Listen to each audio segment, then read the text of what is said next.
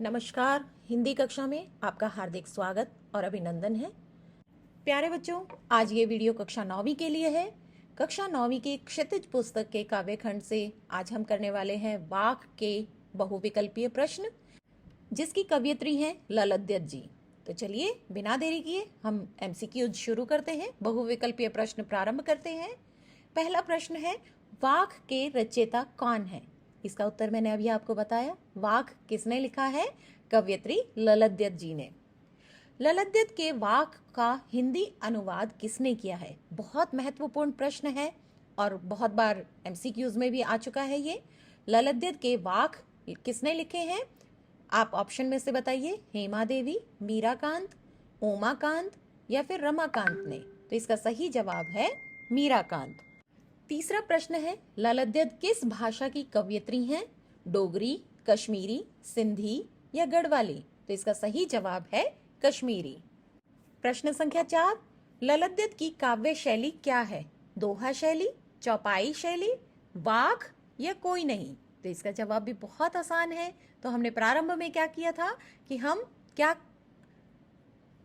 हमने प्रारंभ में क्या कहा था कि हम वाक करने वाले हैं और जिसे लिखा है ललद्यत जी ने। प्रश्न संख्या 5, वाक का शाब्दिक अर्थ है साखी, दोहा, वाणी या व्याख्या? इसका सही जवाब है वाणी। प्रश्न संख्या 6, ललद्यत किस काव्यधारा की कवयित्री थी? संत काव्यधारा, आधुनिक काव्यधारा, सगुण भक्ति धारा या सूफी काव्यधारा? तो इसका सही जवाब है संत काव्यधारा। कवयित्री ने ईश्वर प्राप्ति के अपने प्रयासों की उपमा किससे की है? कच्चे सकोरे से, फूलों से, पक्की रस्सी से या सोने के बर्तन से? तो इसका सही जवाब है कच्चे सकोरे से। कवयित्री कहती है, पानी टपके कच्चे सकोरे, व्यर्थ प्रयास हो रहे मेरे। कि उनके द्वारा किए जाने वाले प्रयास अर्थात ईश्वर की प्राप्ति के जो प्रयास हैं वो व्यर्थ हो रहे हैं। तो सही जवाब है इसका कच्चे सकोरे से। प्रश्न संख्या 8, कैसे धागे की रस्सी से कवयित्री अपनी नाव खींच रही है? पक्के धागे की, कच्चे धागे की, रेशमी धागे की या मोटे धागे की? तो सही जवाब है कच्चे धागे की। तो कवयित्री कहती है, रस्सी कच्चे धागे की खींच रही मैं नाव, कि इस जीवन रूपी नाव को सांसों रूपी इस कच्ची डोर से मैं लगातार खींच रही हूँ। रस्सी कच्चे धागे की कहने के पीछे कवयित्री का क्या आशय है? धागा कच्चा है, जूट की रस्सी, सूत की रस्सी या फिर सांसों की रस्सी? तो अभी मैंने क्या बताया था आपको? सांसों रूपी डोर जो है वो कच्ची है। तो यहाँ पर सही जवाब है चौथा विकल्प, सांसों की रस्सी। रस्सी कच्चे धागे की खींच रही मैं नाव, इस पंक्ति में कौन सा अलंकार है? उपमा, रूपक, श्लेष या अनुप्रास? तो इसका सही जवाब है रूपक। और क्यों है? क्योंकि यहाँ पर रस्सी कच्चे धागे की, यहाँ पर जो कच्चे धागे की रस्सी को किसका रूप लिया गया है? सांसों की डोर को। और खींच रही मैं नाव, नाव हुआ जीवन रूपी नाव को। तो यहाँ पर रूप लिया गया है, रूपक अलंकार है। प्रश्न संख्या 11, कवयित्री के जी में रह रहकर क्या उठता है? इच्छा, क्रोध, हास्य या हुक? सही जवाब है हुक। कवयित्री कहती है कि जी में उठती रह रहे हुक, घर जाने की चाह है घेरे। घर कौन सा? जिसके बारे में हम अगले प्रश्न में जानेंगे। घर जाने की चाह है घेरे पंक्ति में ललद्यत किसके घर जाने की कामना करती है? पिता के, पति के, परमात्मा के या भाई के? तो इसका सही जवाब है परमात्मा के। कवयित्री के मन में रह रहकर एक कसक, एक पीड़ा उत्पन्न होती है कि उसका पता नहीं परमात्मा से कब मिलन होगा, वो परमात्मा के घर कब जा पाएगी। प्रश्न संख्या 13 है, सागर पार करने के लिए कवयित्री क्या आवश्यक मानती है? नाव, जहाज, रेलगाड़ी या प्रभु भक्ति? तो कवयित्री का मानना है कि जब हम प्रभु की भक्ति करेंगे तभी इस संसार रूपी सागर से जीवन रूपी नैया को हम पार लगा सकते हैं। काव्यांश में नाव किसका प्रतीक है? नदी पार करने का साधन, झील पार करने का साधन, मानव शरीर का या इनमें से कोई नहीं? तो इसका सही जवाब है मानव शरीर का।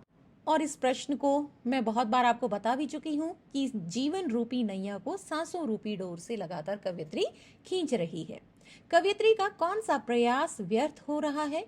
प्रभु से मिलन का, सुख प्राप्ति का धन प्राप्ति का या इनमें से कोई नहीं? तो इसका सही जवाब है प्रभु से मिलन का। भव सागर का क्या अर्थ है? विशाल समुद्र, संसार, स्वर्गलोक या इनमें से कोई नहीं? तो इसका सही जवाब है संसार। जैसा कि कविता की पहली पंक्ति में है, रस्सी कच्चे धागे की खींच रही मैं नाव, जाने कब सुन मेरी पुकार, करे दे भव सागर पार। कि संसार रूपी सागर से पता नहीं ईश्वर मुझे कब पार उतारेंगे, कि मैं अपनी जीवन रूपी नाव को सांसों रूपी डोर से लगातार खींच रही हूँ। प्रश्न संख्या 18, कवयित्री ने कच्चे सकोरे किसे कहा है? कमजोर को, मिट्टी के बर्तन को, कच्चे भोजन को या नाशवान शरीर को? तो सही जवाब है नाशवान शरीर को। प्रश्न संख्या 19, कवयित्री ने मनुष्य को किस स्थिति में अहंकारी होने की बात कही है?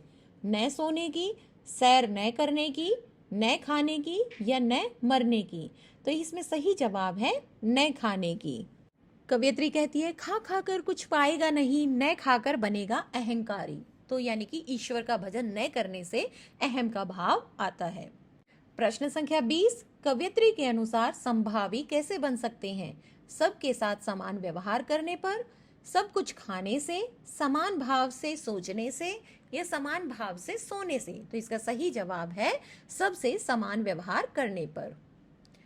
प्रश्न संख्या 21, खुलेगी सांकल बंद द्वार की, किस द्वार की ओर संकेत किया गया है? जेल के द्वार, मन रूपी द्वार, घर के द्वार या पाठशाला के द्वार? तो इसका सही जवाब है मन के द्वार।